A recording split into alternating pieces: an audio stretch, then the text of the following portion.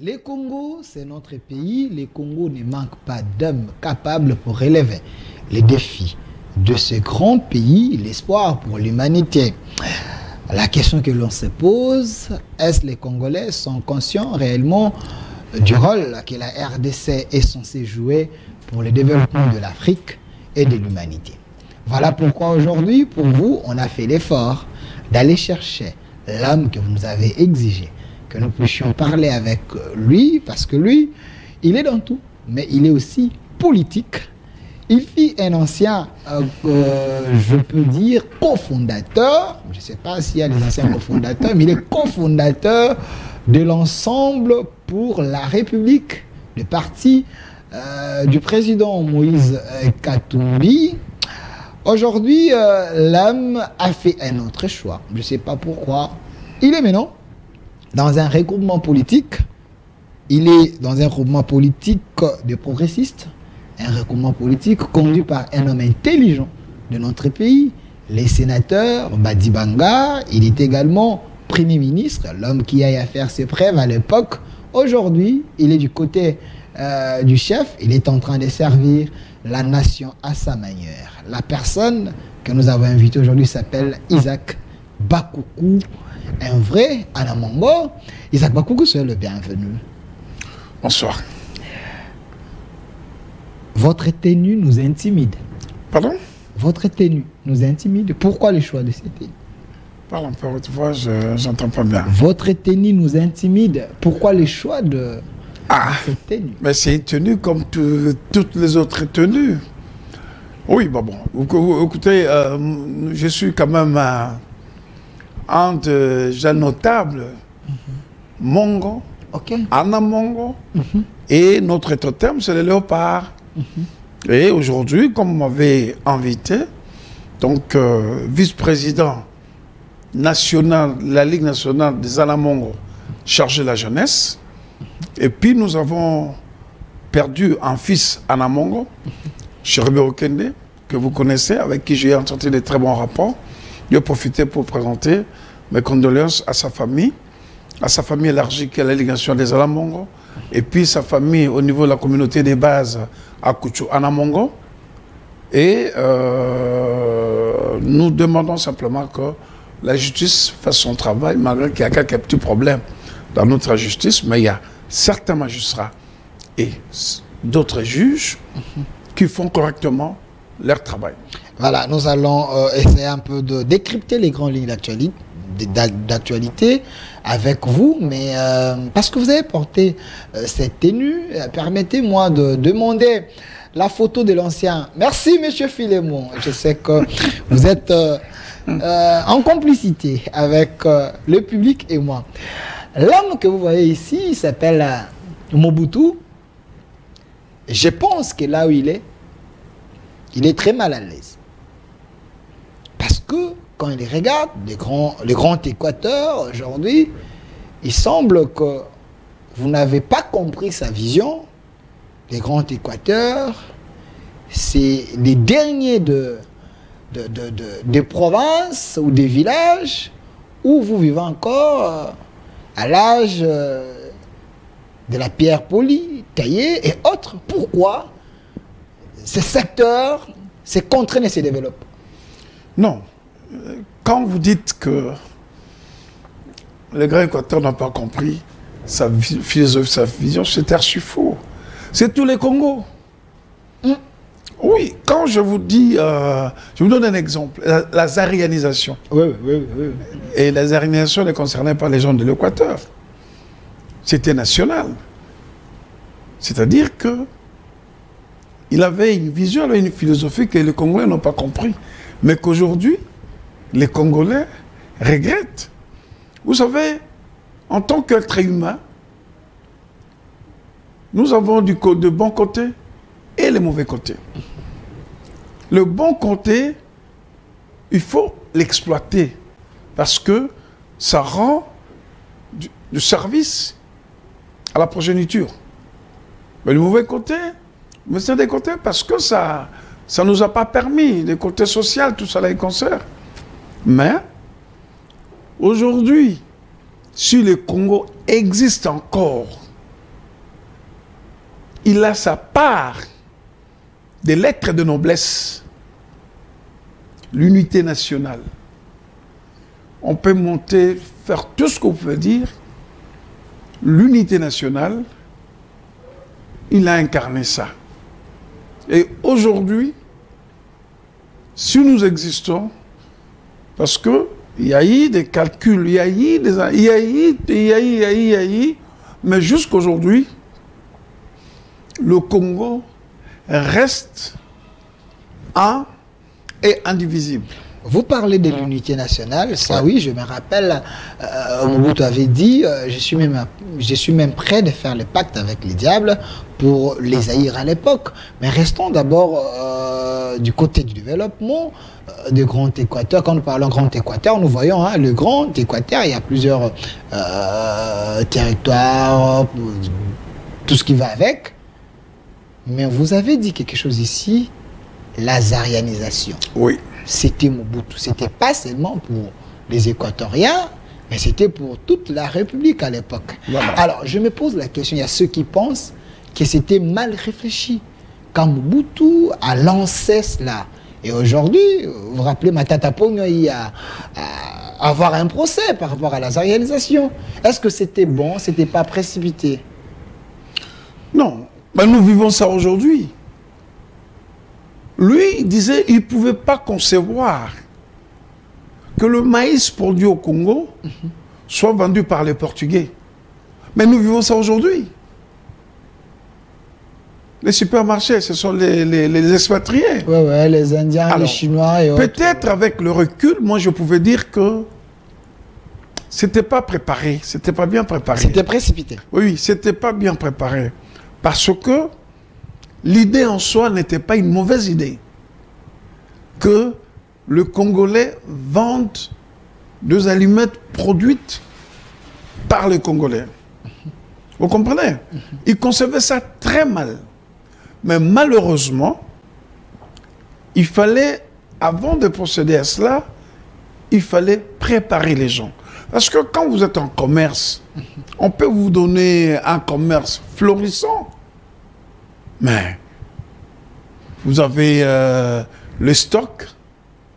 Mais après les stocks, il faut savoir la chaîne des renouvellements des stocks, les impôts que vous payez, tout ça là, ce sont des choses que ces gens devaient.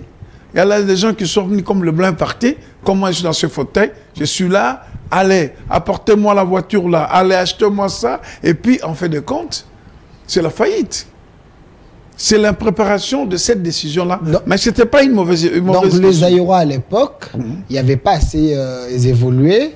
Il y avait, non, c'est pas ça. Ils n'avaient pas. Non, il fallait les préparer. Quand on parlait de la préparation, donc oui, avoir les hommes capables, à savoir voilà. Continuer dans les commerces, pérenniser cela et garder l'équilibre. C'est ce que j'ai dit. On peut vous laisser cette chaîne. Il y avait un problème de compétences alors. On peut vous laisser cette chaîne ici. Voilà, on vous offre ça. Mais il faut savoir comment cette chaîne fonctionne. C'est source de revenus. Quels sont ses clients, tout ça, il faut le savoir, il faut le maîtriser. Alors, quand les gens viennent, ils ne maîtrisent rien. Pour lui, il a trouvé les réserves, il a trouvé les stocks, il a trouvé les comptes à banque, il a tout trouvé. Et puis, en fin de compte, il épuise et puis il ne sait plus. Peut-être il n'a pas cherché même à savoir qui étaient les fournisseurs, hein? Qui étaient les clients. Donc, tous ce sont ces éléments-là qui ont fait que ça a échoué. Mais en soi, ce n'était pas une mauvaise idée. Vous vous rendez compte aujourd'hui, toutes les banques appartiennent aux étrangers. Les supermarchés... Donc l'économie congolaise n'est pas entre les mains des Congolais. Non, c'est une question de politique. Les expatriés. C'est une question de politique. Quelle question politique? Le PAN, l'actionnariat, on n'a pas développé ça. On n'a pas développé. Moi, je peux donner un exemple. La BCDC. Forest se désengage de ses actions. Mais vous savez qui a acheté ces actions? On n'a même pas dit aux employés que non, il y a des actions à céder. Mais le monde d'aujourd'hui, sur le plan financier et économique, les employés, les ouvriers acquiert des actions et il gagne doublement. Il a son salaire et à la fin de l'année, il touche les dividendes. Ça, il n'y a pas. Tu prends un pays comme le Sénégal. N'importe quelle société, quand elle vient s'installer au Sénégal, le number one, ce sont les expats. Le numéro 2, c'est un Sénégalais. Numéro 3, c'est l'expat. Numéro 4, s'ils sont 10, c'est comme ça. C'est une question aujourd'hui de dire non. Il faut l'actionnariat fonctionne dans toutes les sociétés des expatriés, même dans les entreprises publiques de l'État. Que non, aujourd'hui, supposons, je peux donner un exemple, la GKMI a besoin par exemple de 10 millions de dollars. Si les 10 millions de dollars, vous faites les paliers. L'État, il peut avoir 30%, l'État ou 40%, le privé, les experts ou 20%.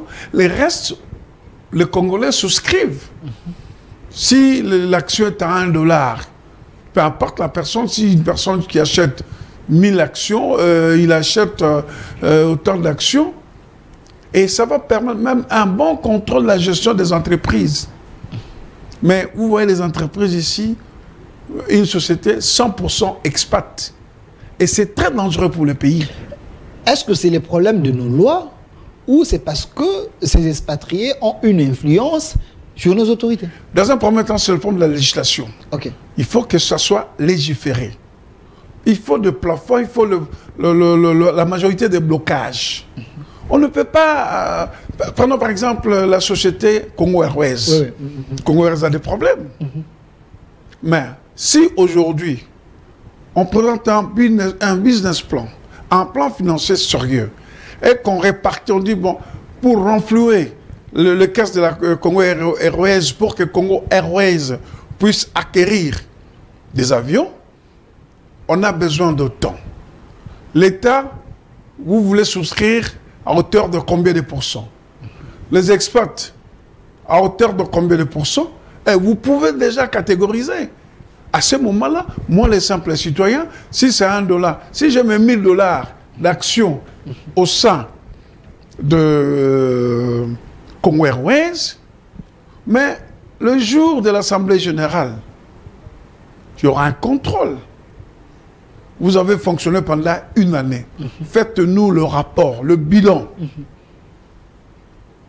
C'est la transparence qui va jouer. Et c'est ça qui peut... Je sais, ailleurs, ça se fait. Et ça, c'est une question de la législation. Il semble que les lois existent, mais les Congolais ne sont pas souples. Ils ne s'intéressent pas à cela. Les Congolais sont plus dans la distraction, dans la jouissance, dans la musique, dans des choses éphémères. Vous voyez, quand les étrangers arrivent ici dans 2, 3, 4 mois, 6 mois, ils deviennent riches. Les Congolais sont plus dans le... C'est faux. C'est une question de la législation.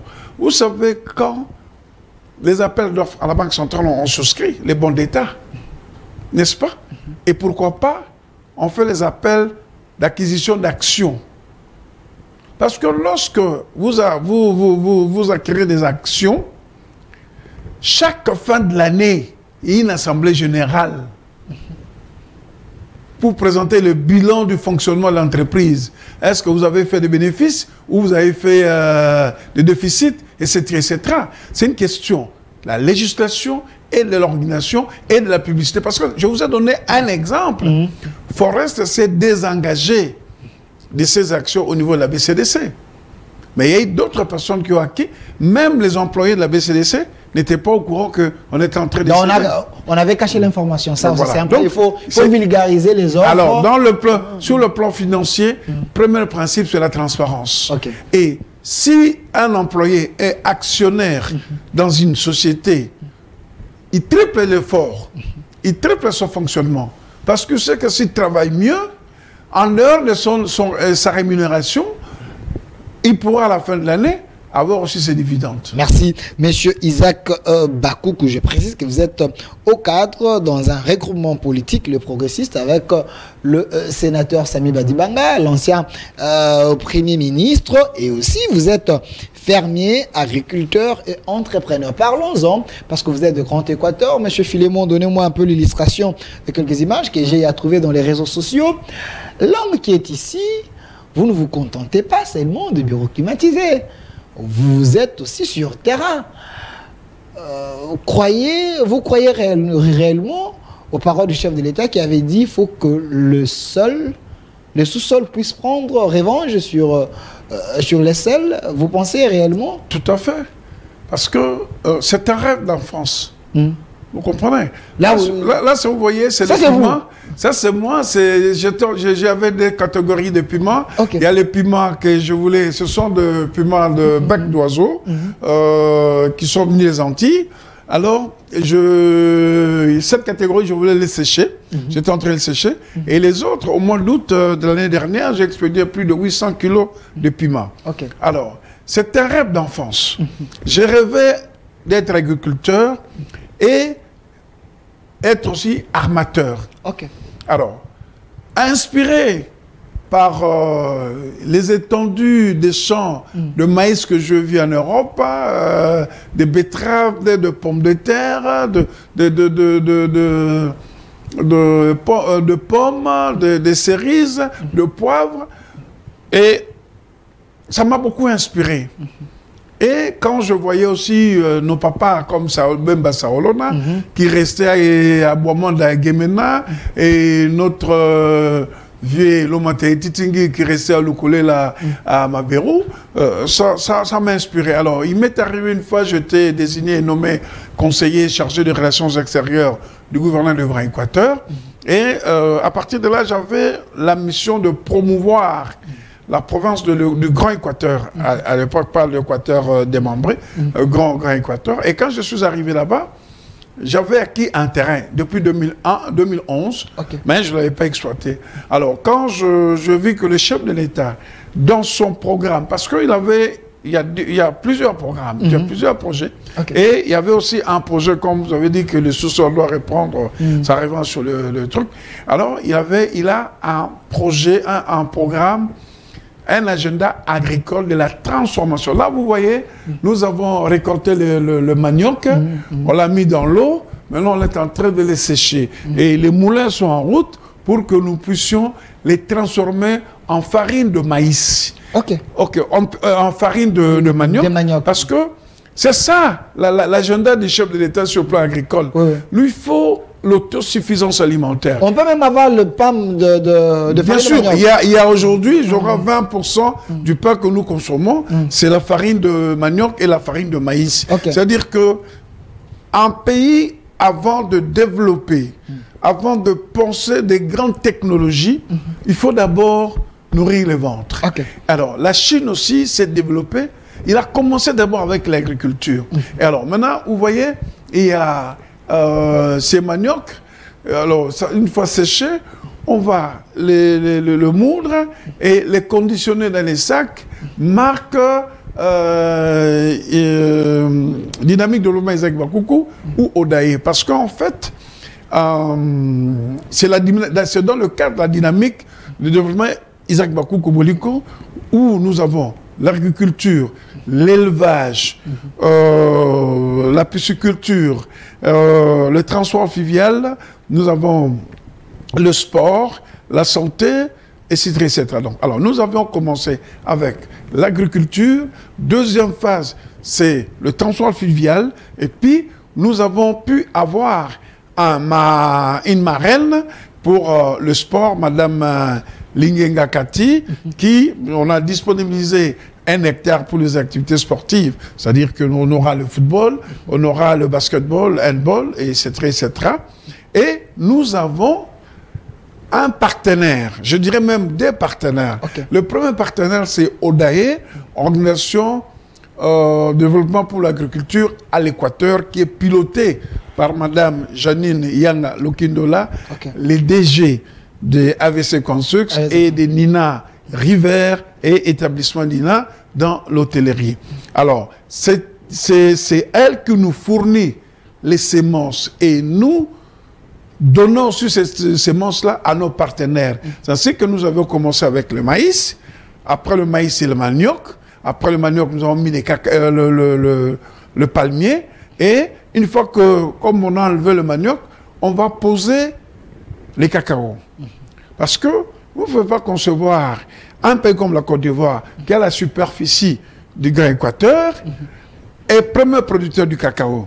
C'est fou. Alors que le Grand Équateur, c'est 33 millions de mètres carrés de terres arables et fertiles. Vous comprenez? Terre à exploiter. Non.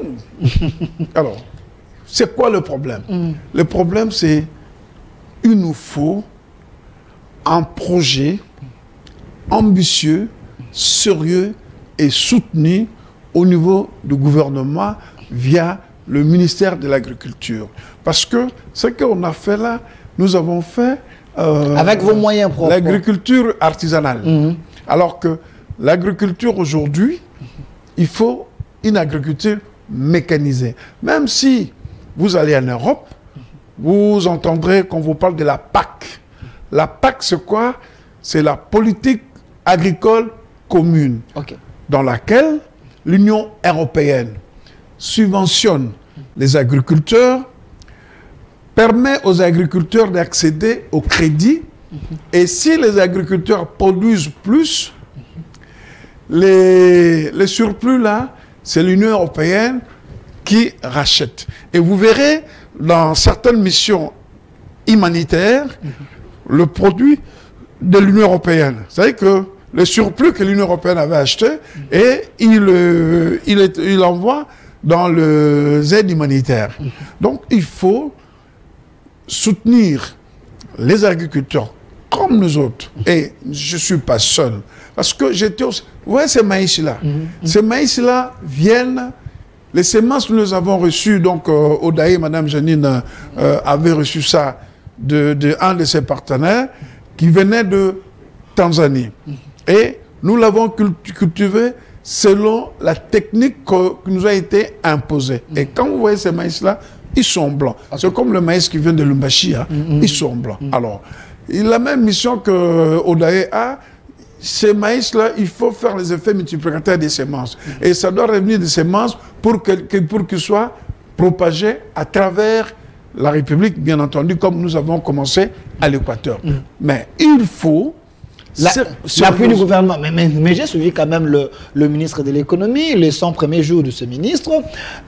Il a dit il avait un projet de soutenir quand même les entrepreneurs locaux.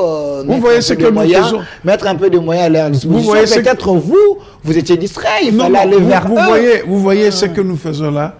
Je dirais c'est même archaïque. Parce que nous avons assez de terres, mais il nous faut la mécanisation. Et j'étais aussi choqué quand on parle de la crise de maïs. De maïs. On se fallait l'acheter en Afrique du Sud. Je vous donne un exemple. Je vous donne un exemple.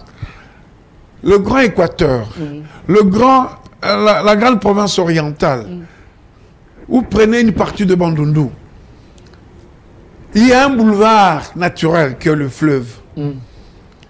Nos frères du Katanga, ni du Kasaï, ne peuvent ou ne pouvaient pas souffrir des crises de maïs.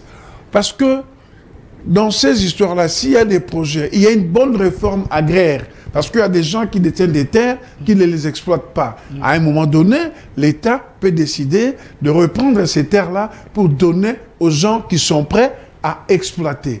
Alors, avec toutes les provinces-là que j'ai, la province de Grand Oriental, Aketi, machin, tout ça là, Bazou, les Bunduki, les Bumba, Lissala, Bouende, Mbandara, tout ça là, on se met, et il y a le port, et s'il y a des bateaux, je dirais minimum, hein, 5 000 tonnes, 10 000 tonnes. Ils arrivent à Kwamut, ils vont à Ilebo, et il est beau, et il y a le rail, Mujima et tout ça, il n'y aura pas la crise. C'est une question... de vision. D'un projet de coopération d'ailleurs avec les agriculteurs. Il faut mettre le moyen, mettre les semences et les incitants pour permettre aux agriculteurs de travailler. Je sais, j'irai voir mon estimé frère José Panda, qui est l'actuel ministre de l'Agriculture. Et puis, il était d'abord à la recherche scientifique. Je peux aussi recommander un certain monsieur, Gaston Guézayo, qui a fait l'inventaire de plus de 3000 plantations abandonnées à travers la République. Il faut relancer la culture du café, il faut relancer la culture du cacao, il faut relancer la culture des veillères. La Belgique n'a pas commencé par exploiter les mines. La Belgique a commencé par exploiter le cacao, le café, les veillères, le bois, etc., etc. Et c'est après ce revenu-là qu'on a créé, qu'on a construit la GECAMINE, et on a construit la MIBA. Donc le Grand Équateur a contribué beaucoup pour la construction C'est le Grand Équateur qui a construit. Le Belge ne se pas avec du cash flow pour construire le Congo. Ils ont commencé, et on a étudié. Les premiers revenus de l'État indépendant du Congo, c'est du café, les cacao, le bois, les caoutchoucs naturels, tout cela est consort. Donc, il semble que ce secteur-là est négligé du moment qu'il y a beaucoup d'argent de ce côté. Vous savez, regardez, les exemples sont là. Bukanga Lozo. Il y a eu, à l'époque, on a donné des tracteurs au gouverneur. Les tracteurs sont retrouvés chez les gens qui n'ont même pas 1 mètre carré de terre. Les autres, ils ont été faits les baleinières. Bukanga Lozo, c'est n'importe quoi. Il faut, quand l'État veut travailler, il y a quand même des corporations comme la Copemeco, comme la FEC. Et la FEC peut travailler avec les divisions provinciales pour la distribution de ces matériels. Il semble aussi que la FEC, conduite par M. Albert Youma, la FEC n'aide pas assez, vraiment les entrepreneurs. Il semble que la FEC, conduite par Albert Youma, n'aide pas assez les entrepreneurs. Non, mais la FEC, je dis, la FEC, c'est une corporation. Et au sein de la FEC, il y a des secteurs, notamment Chambre de commerce, de l'industrie et de l'agriculture, qui est au sein de la FEC. Donc, il y a une chambre là qui ne concerne que l'agriculture. Et si on associe la FEC, on associe Copemeco, on associe d'autres organismes de petites entreprises, et on associe les divisions provinciales de l'agriculture, vous allez voir que si nous avons des matériels, on n'aura pas le problème. Parce qu'à la place de faire 1 hectare par jour, je peux faire avec des tracteurs, je vais faire 10 hectares par jour. Et quand vous avez 100 hectares, dans 2 jours, vous faites les 100 hectares et vous semez, et puis dans 6 mois, vous avez le maïs. Merci M. Isaac Bakoukou. Je pense si tous les acteurs politiques majeurs, ceux qui ont de moyens, se donnent quand même le luxe d'aller investir dans l'agriculture, dans les pêches et autres là, le Congo ne va pas manquer à manger. Il y a un politicien qui m'avait dit non, moi je préfère rouler carrosse, aller là-bas avec la boue et autres là, moi ça. Mais vous là, vous vous sentez à l'aise quand je vous vois là? Oui, non, c'est depuis quand on a connu le maïs, je te vérifie. Mais oui, mais donc, je ne suis pas un politicien théorique.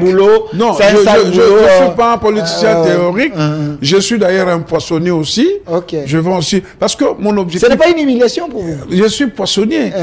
Mon objectif, depuis que j'avais exercé le fonction de conseiller chargé des relations extérieures pour la province de l'Équateur, ma mission consistait à promouvoir la province de l'Équateur, les potentialités dont la province de l'Équateur dispose pour attirer les opérateurs économiques. Et là, où je suis dans un chantier, on est en train de construire un bateau qui va nous permettre d'évacuer nos produits. Alors, ça m'a donné ce goût-là de promouvoir le produit de la province de l'Équateur. Et notamment le poisson, tout ce qui est Équateur, l'objectif c'est à un moment donné mettre une structure dans laquelle on va trouver ici à Kinshasa le produit venant du Grand Équateur et principalement de la province de l'Équateur. Avant de passer à autre chose, Mais les grands Équateurs, on sait à l'époque, on parlait de Mokia, on parlait de Bimbassa Olona, il y a assez de gens. Aujourd'hui, il y a le Willy Bakonga,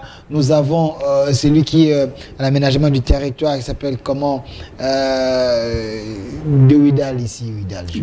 Guy Luando, nous avons Jean-Pierre Bemba aujourd'hui, ils sont très nombreux. Est-ce que vous-même là, vous ne pouvez pas vous organiser une manière de booster un peu les petits commerçants de votre coin, essayer un peu de s'entraider? Il semble qu'il y a une haine. Non. Je pense que ces leaders-là ne s'entendent pas. Non, je pense que on peut faire une coopération entre les 5 provinces de l'Équateur et voir dans quel domaine on peut booster. Parce qu'aujourd'hui, l'Équateur n'est plus ce qui était. L'Équateur est démembré. Alors maintenant, il faut que chaque province démembrée de l'Équateur fasse un effort. Et aujourd'hui, prenons par exemple la province de l'Équateur. Je suis aussi lobbyiste et chasseur de primes. Okay. Alors, je suis superviseur d'une société qui, aujourd'hui, d'ailleurs, je dois remercier les gouverneurs Bobo Boloko. Bobo Boloko, je les salue.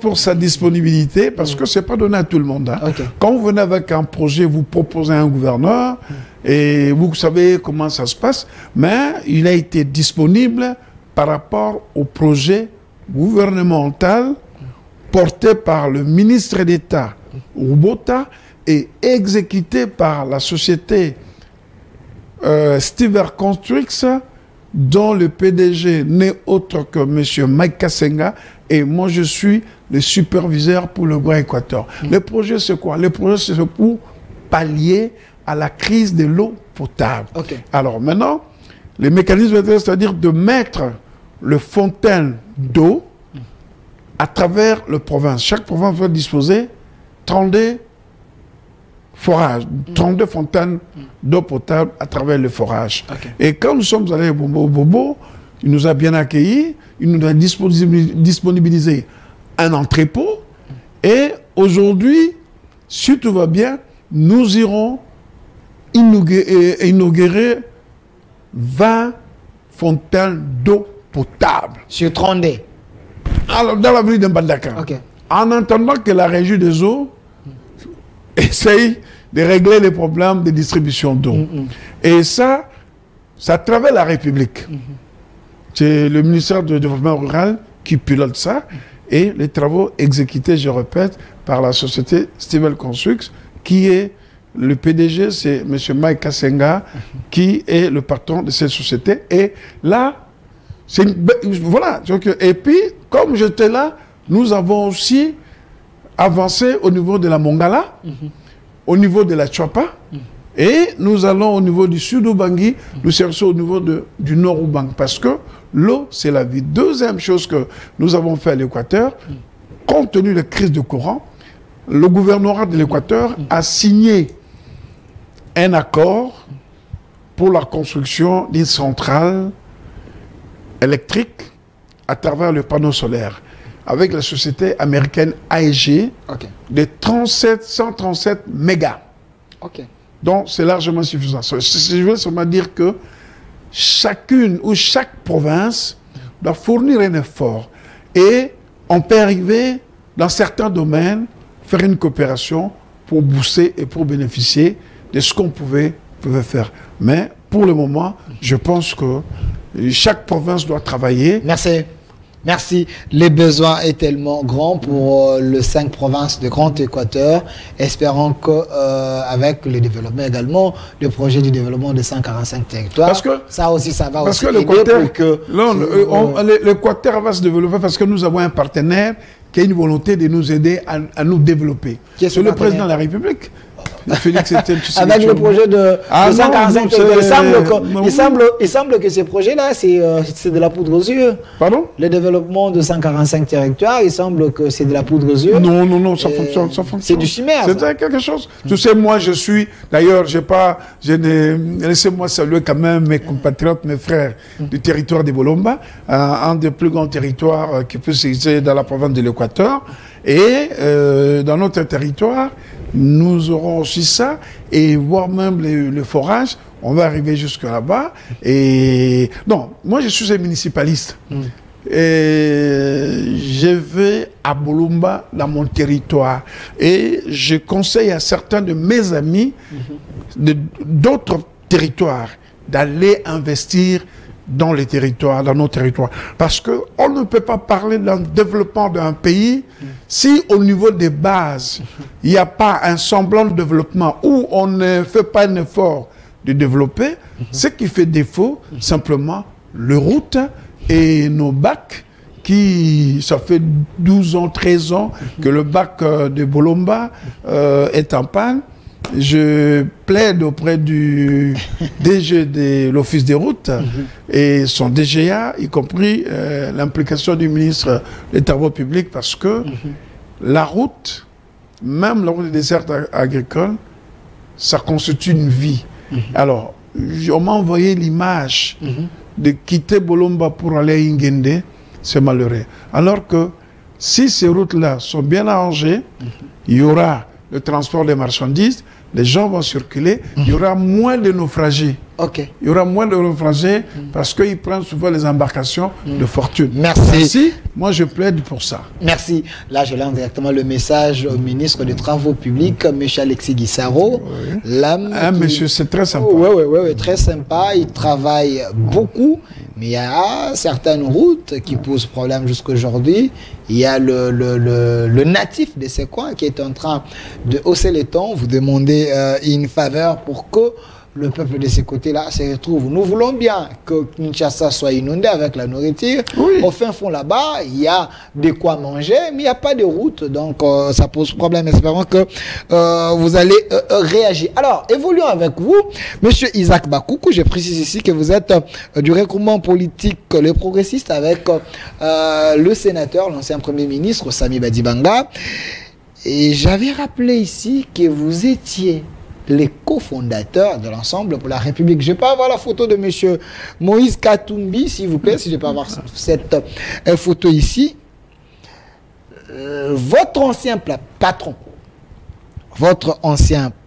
Moïse Katumbi, votre mentor, l'homme qui vous a montré les ABC dans la politique. Non. Je peux terminer? Non. Je peux terminer. J'ai mes mentors. Je peux terminer? Allez, terminer. Ok. L'homme qui vous a enseigné la politique, Moïse Katumbi, aujourd'hui, il est l'opposant du régime. Tshisekedi, après Vané dit, c'était un régime de dictateurs. Et aussi, il dit, ils ont assassiné Cheikh Okende, et Cheikh Okende a subi ce qu'on appelle l'assassinat politique. Vous, comme un ancien cofondateur de son parti politique, en connaissant la sincérité de l'homme, pensez-vous qu'il a raison? D'abord, je dois rectifier beaucoup de choses par rapport à vos propos. Moi, je suis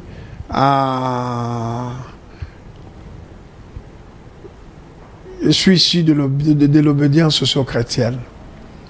Mes mentors, c'est Joseph William Songwamba, André Boboli Kolokonga, Chibwabwa Achilapachi, Mbenza Toubi,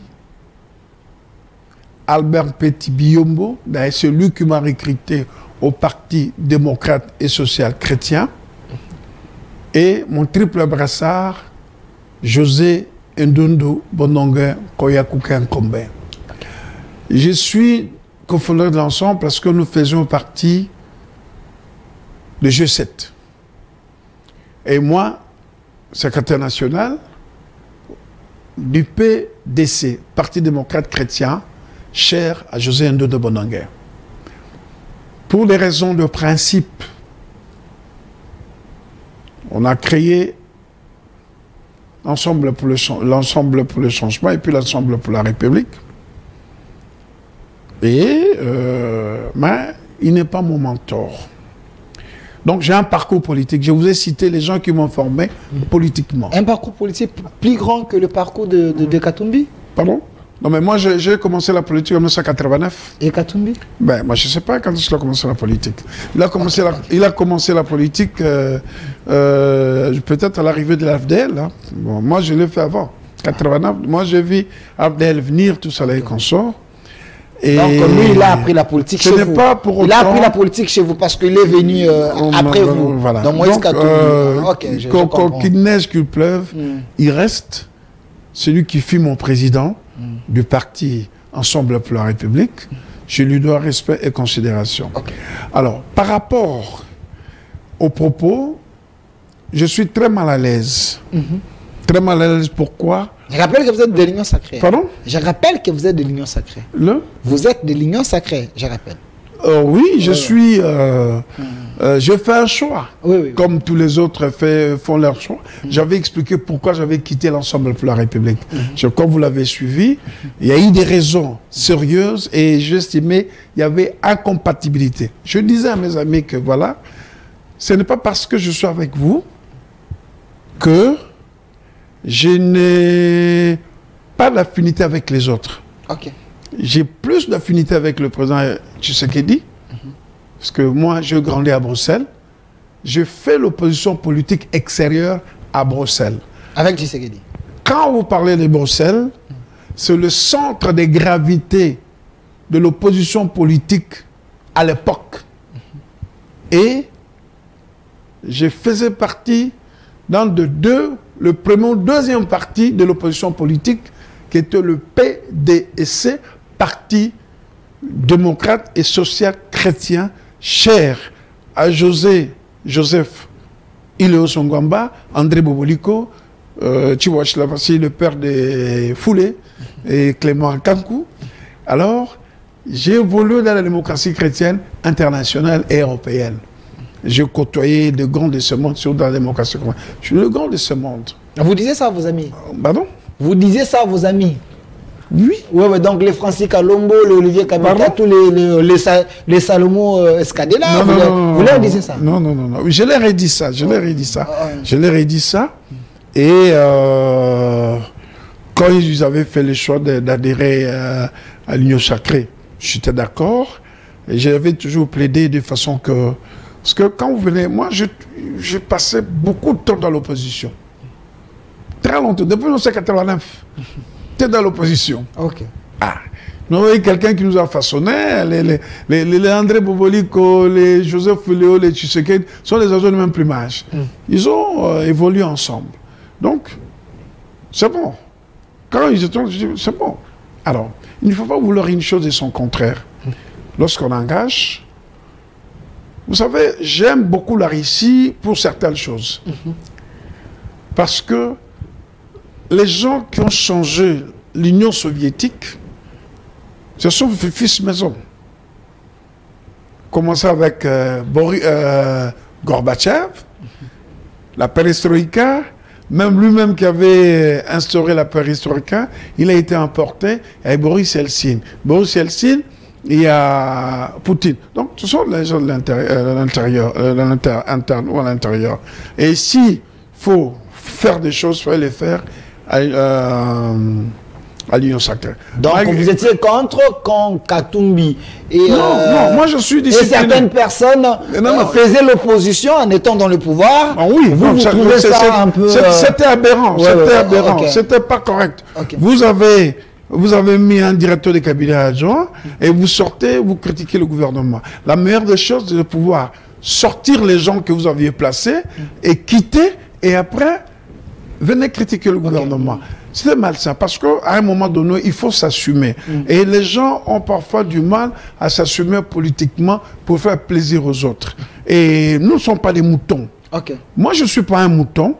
Moi, je suis un enfant qui a appris la politique européenne et africaine.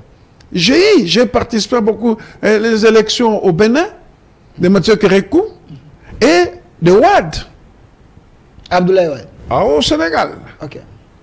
Donc, j'ai eu des amis qui... Idrissa Seck, je l'ai rencontré. Macky Sall, je l'ai connu à l'époque, il était conseiller. L'opposant actuel encore à Ousmane Soko. Il était le président des jeunes socialistes et adjoint au maire de Dakar, de notre ami, comment il s'appelait encore, ça va arriver, c'est lui qui a créé l'école de la police au Sénégal, Diop, Mamadou Diop. Parce qu'on s'est connus en ami, tous les consons, pendant le festival de films francophones, tous les consons, etc. Donc, dans des choses comme ça, on s'assume. Et moi, par rapport au constat que moi j'avais fait, je me suis assumé. Mais je disais toujours que non, mieux vaut rester avec celui qu'on connaît, avec Tshisekedi, tous les consons. Malgré ça, on a quitté l'Union sacrée. J'ai quitté, je suis resté. Mais après, vous savez, il ne faut pas vouloir une chose de faire le contraire. Il ne faut pas faire ce qu'on a stigmatisé et vous commencez à le faire. Et j'ai justifié, c'est déjà, je tournais la page, mais ce que vous venez de poser comme question, moi je suis un peu mal à l'aise. C'est-à-dire que... Je répète ma question. Katumbi a raison de dire que Tshisekedi est un dictateur. Il n'a pas raison. Il n'a pas raison. Pourquoi il n'a pas raison? Il n'est ni magistrat. On arrête les gens de manière injuste. Il y a l'arrestation de Salomon Escadela, je suis Katumbi, qui a dit c'est une arrestation politique, on arrête les francs on arrête tous ces gens-là, les Mike Moukeba et les autres. Est-ce que ce n'est pas les indicateurs? Il y a ce que moi je stigmatise, simplement que notre justice, nos services doivent respecter les procédures judiciaires. Mais que soit quelqu'un de majorité et de l'opposition, nous n'avons pas l'immunité quand la justice estime qu'il y a quelques indices de culpabilité ou de non-culpabilité. C'est à la justice de trancher. Parce que, vous savez, je partageais beaucoup de choses avec Chéribin. Ok. Oui, Chéribin était le numéro 1 de la communication au niveau de G7. Moi, j'étais son adjoint. Et Chéribin m'a formé en communication, quand vous dites les amuse-bouches, les chapeaux, tout ça, les consorts. Les mises en bouche. Chéribin m'a formé à ça. Et j'ai gardé de très bonnes relations avec Chéribin. Je partais au cabinet de Chéribin comme dans un moulin. Rendez-vous par rendez-vous, il faisait tout pour me recevoir. Parce qu'il était... On collaborait très bien. Et comme j'étais communicateur, j'échangeais avec lui sans problème. Et qu'aujourd'hui, c'est cruel ce qui est arrivé à Chéribin. Est-ce un assassinat politique? Pardon? Est-ce un assassinat politique, comme Katumbi le dit? Moi, je ne suis pas là. Ce n'est pas moi qui requalifie, qui qualifie les faits. Il y a des gens habilités pour ça. Je sais, notre justice, même le président de la République, l'a stigmatisé, a quelques problèmes. Mais au sein même de cette même justice, il y a des gens, contre vents et marées, il faut aussi un travail remarquable. Ah, ça, c'est vrai. Et moi, je dis... Il y a quelques personnes je dis... qui sont dans la vision des chefs. Comme les Kamouleta, il ne faut pas aller vite en besogne, ça c'est un. Deux, et il ne faut pas que la situation cruelle qui est arrivée à Chéribin fasse l'objet d'une récupération politique. J'ai le cœur qui saigne parce que je connais l'homme. Je l'ai fréquenté. Parce que vous connaissez l'homme, il y a quand même une opinion qui pense que Chéribin Okende avait des problèmes au sein de l'Ensemble pour la République. Il n'était plus les chouchous du parti, il n'était pas aimé. Non, c'est pas ça. Et peut-être, je dis bien, peut-être que l'assassinat du Chéribin profiterait à l'Ensemble pour la République. Non, moi, mon plus grand mal, il y a eu un moment, je n'étais plus en contact avec lui. Simplement pour une chose. Parce que quand je quittais l'ensemble, il y a deux personnes qui pouvaient me dissuader de rester à l'ensemble. Et parmi ces chérubins. Et Salomon Escadela aussi. Mais Salomon a tenté, il semble qu'il vous a appelé plusieurs fois. Vous ne voulez même pas prendre ces appels-là. Avec toute honnêteté, c'est Salomon ou chérubins qui pouvaient me dissuader. Mais vu la gravité de ce que moi j'avais constaté, qu'il y a des gens qui ne font rien, qui ne foutent rien, et qui étouffent le travail des gens, c'est inacceptable. Au sein de l'Assemblée. Inacceptable. Mais il y a les hommes intelligents Et là-bas. non, je te dis, je vous dis, c'est inacceptable. Il y a des hommes intelligents là-bas. Inacceptable. Prenez quelqu'un comme Olivier Kamitatou. Inacceptable. Vous prenez quelqu'un comme, Olivier Kamitatou. Je ne suis pas là. Je ne suis pas là pour. La tête pensante même. La tête pensante même de l'ensemble de la Mais je République. vais vous dire une chose. Je vais vous dire une chose. Ouais, ouais. La politique avec les diplômes sont deux choses différentes. Mais Olivier Kamitatou n'a pas commencé Non, à politique je vous dis. Il était président de l'Assemblée nationale. Il était ministre depuis plusieurs années. Je vous dis. C'est quelqu'un qui a l'expérience. L'expérience coule même dans Moi, j'ai l'expérience. Ouais, ouais. Moi, j'ai l'expérience politique. Plus qu'Olivier Kamitatou. Moi, j'ai commencé à 89. Plus qu'Olivier. Mais il faut lui poser la question. Il a commencé la politique en quelle année? Okay. Ils ont commencé la politique peut-être en 98 ou quoi, quand ils ont commencé à prendre les armes. Moi, j'ai commencé la politique en 89. Oui. Olivier Kamitatou a pris les armes. Moi, j'ai commencé la politique en 89. Je vous ai expliqué, je vous ai Olivier dit Kamitatou a pris en les armes. 90, mes mentors, je vous ai expliqué. Je ne suis pas là pour faire le procès. Non, je pose la question. Est-ce qu'Olivier Kamitatou avait pris les armes? Est-ce qu'il a les centres seulement? Pardon? Moi, je dis...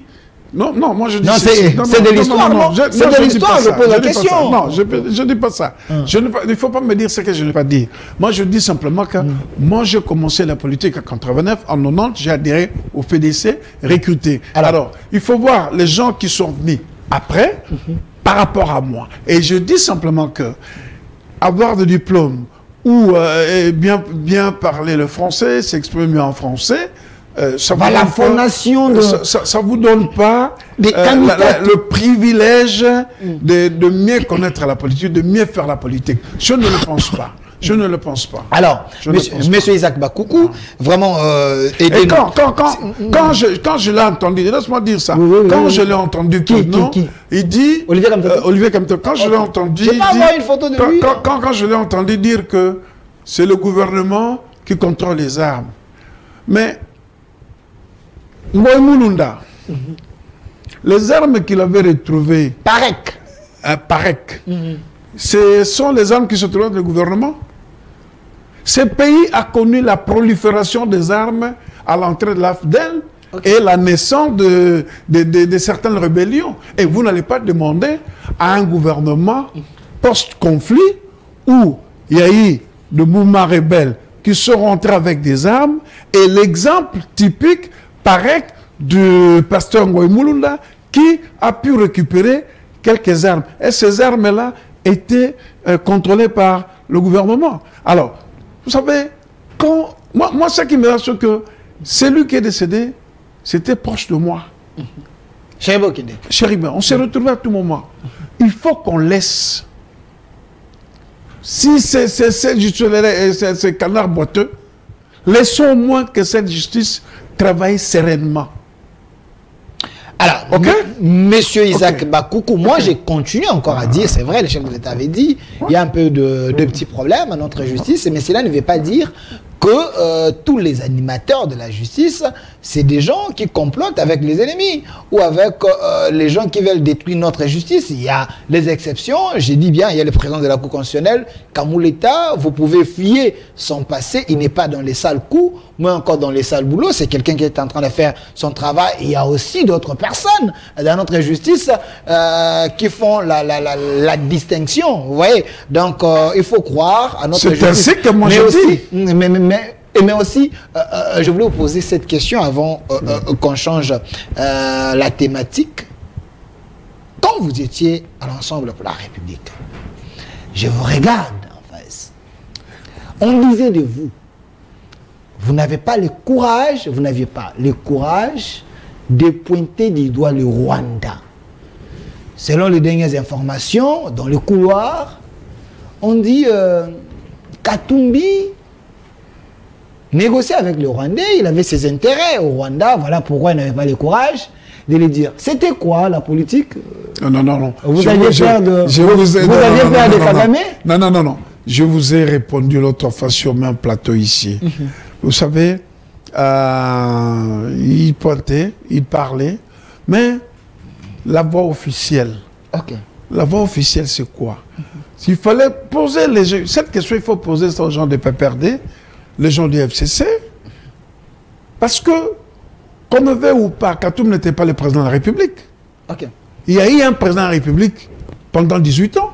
Joseph Kabila. Qui n'a jamais pointé, qui n'a jamais rompu les relations, il n'a jamais chassé à mon ambassadeur. Il ne faut pas. Donnez-moi la photo de Kabila, j'aimerais bien vous prouver le contraire. Il ne faut pas. Vous savez, moi je vais rester comme.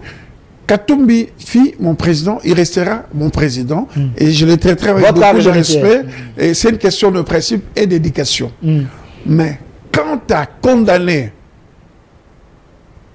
la bouche autorisée au sein de la République, c'est celui qui a l'article 69, c'est celui de l'article 69 de la Constitution, qui veille au bon fonctionnement des institutions.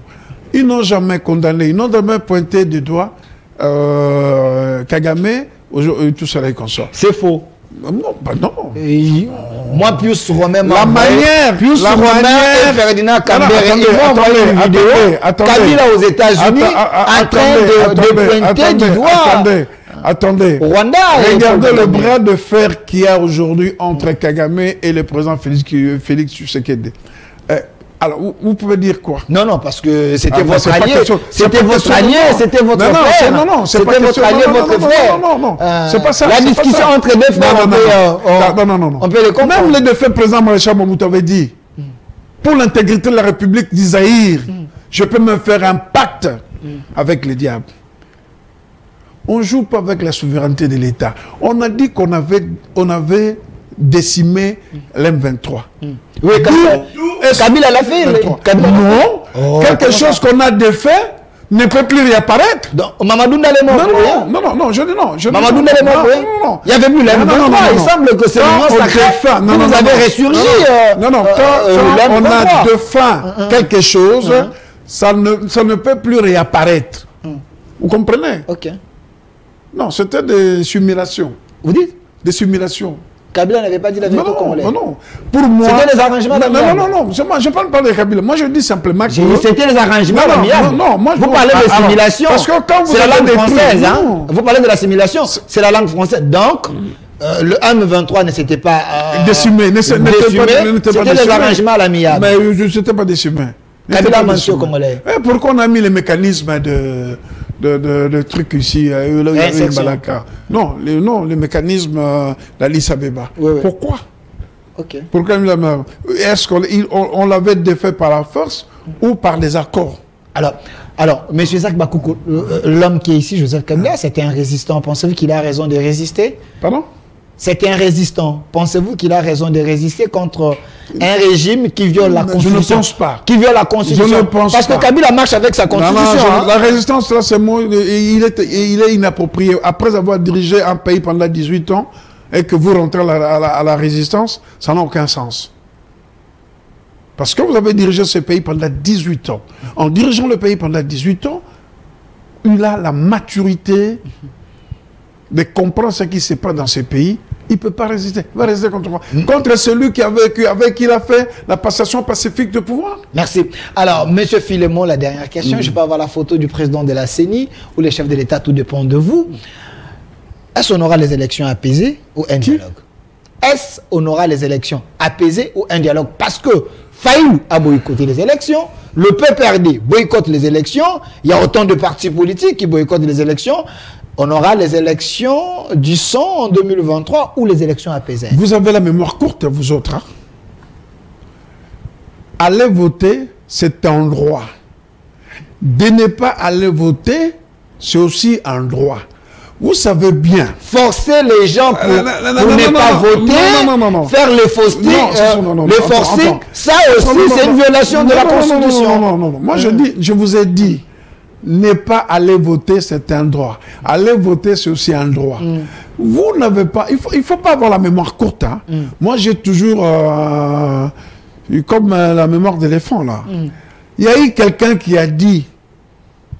si Étienne Tshisekedi ne participe pas aux élections, le ciel ne s'abattra pas sur le Congo. S'il Fayoulou boycotte les élections, il peut boycotter. Tshisekedi n'a pas pris part aux élections de 2006. Donc pour vous, Kabila, il y a eu les élections. C'était un modèle, mais s'il avait fait mal, c'est pas un modèle, non. Vous prenez le mauvais exemple pour le mettre à la place. C'est pas un modèle. Vous êtes venu pour changer les choses. Non, il a laissé. Venu pour changer les choses. Mais pourquoi vous ne changez pas? Il y a d'un côté la mauvaise foi et il y a de l'autre côté, on laisse le choix des gens. Parce que tu sais quoi, 2018 n'est pas égal à 2023. Hein? Oui. Oh, oui. 2018, les dollars étaient à 16, non, 2023, les dollars c'est à 25. Oui, on comprend. On comprend. Certains étaient gavés. Certains étaient gavés. Oui, certains étaient gavés. Certains étaient gavés. Sur les gavés, sur les canards, quand les gavent, ça grossit. Hein? Voilà. Certains étaient gavés par des leaders, Katumbi, Bemba, Isimuzito et tout ça, les consorts. Mais la réalité n'est plus la même. Aujourd'hui, Katumbi est candidat président de la République. Et vous voulez qu'il soutienne qui? Merci, monsieur Isaac. Merci, monsieur Isaac Bakoukou. Si vous voulez à la fin, monsieur Philémon, la photo du chef de l'État, je donne le mot de la fin, il termine, il peut payer ses arriérés s'il veut. Alors, monsieur Isaac Bakoukou, la photo, s'il vous plaît, je vais avoir la photo de mon président, notre chef de l'État. Je n'ai même pas fini de répondre. S'il vous plaît, je vous donne le mot de la fin, vous allez tout ramasser. Voilà, la photo de mon président, Félix-Antoine Tshisekedi, l'homme qui a valorisé notre armée. De ce côté-là, j'ai dit oui. Félicitations, chef de l'État. J'ai vu les soldats congolais en train de marcher avec des tenues propres, les armes qui reflètent l'image de la République démocratique du Congo et l'armement, c'est que j'ai vu l'arsenal. Merci au chef de l'État. Je vous encourage, chef, continuez comme ça avec votre gouvernement. Mais la question à vous, pensez-vous que Tshisekedi, c'est l'homme de la situation? Il peut relever les défis de la RDC? Je lis aujourd'hui, l'ancien sous-secrétaire d'État américain, Herman Cohen, a dit le président Félix, c'est comme une tortue. Avant, comme ça, il regarde, et puis il rentre sa tête dans sa carapace.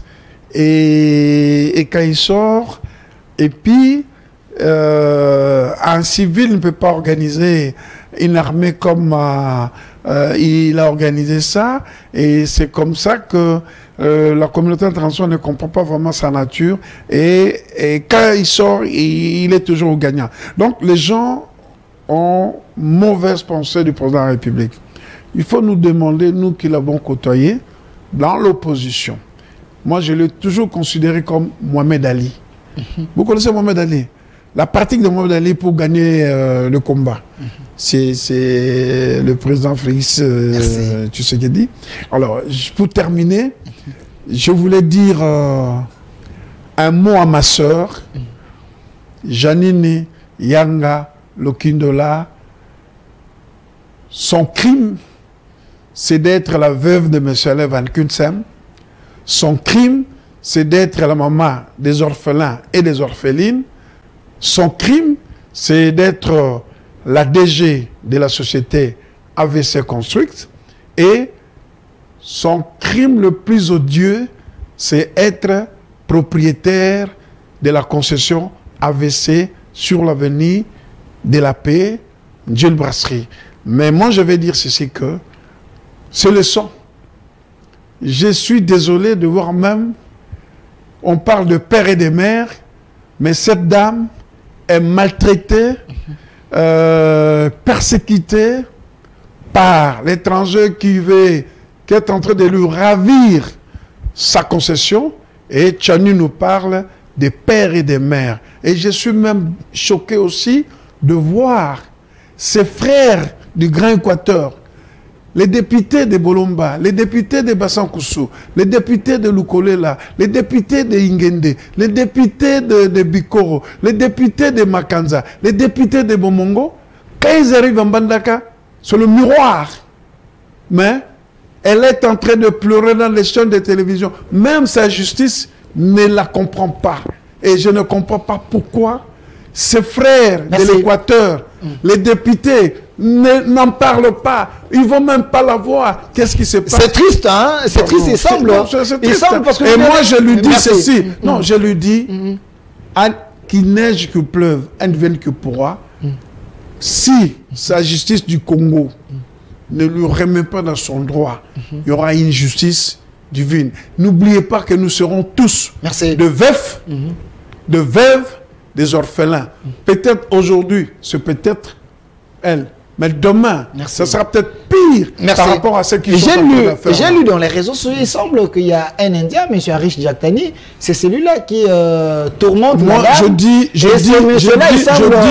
simplement, il a la justice dans ses poches, selon plusieurs sources. C'est triste de voir une Congolaise, chef d'entreprise, quelqu'un qui a construit le pavillon 5, quand tout le monde sera en Bandaka, ils sont fiers. Elle fait la fierté de notre province et qu'elle est un étranger, est en train de la malmener. Merci. Et qu'il y a un silence, même de ses propres frères élus dans tout le territoire de l'Équateur. Alors moi je demande à notre justice d'ouvrir vraiment l'œil par rapport à ces dossiers. Monsieur Harish, il est dans plusieurs dossiers, hein. Il semble que cet Indien ne respecte pas la justice. Ça reste à vérifier, même si on l'interpelle, on l'appelle, il ne vient jamais. C'est comme si lui, il est plus que le chef de l'État. Il piétine notre État des droits. Et c'est un peu de voir les cas de monsieur et la dame, Madame Janine Yanga. Mais non, je vais rappeler une chose. Ici, il y avait une famille libanaise des Canafers. Il y avait les Yagui, il y avait les Hassan. Ils sont où aujourd'hui? Merci. Voilà. Restez fidèles à nos programmes. Une autre RDC est possible. Celui qui était ici s'appelle M. Isaac Bakoukou. Il est au cadre dans un regroupement politique, le progressiste avec... les progressistes dont le président Sami Badibanga, l'ancien Premier ministre, qui est l'autorité morale. Merci. Et je suis candidat député national dans le territoire de Bolomba. Merci. Espérons que vous serez élu si Dieu permet que les élections s'effacent, parce que Faïlou ne veut pas. Nous les élections. Je vous ai dit. Merci, restez fidèles. Je vous ai dit. Attends, je vous ai dit.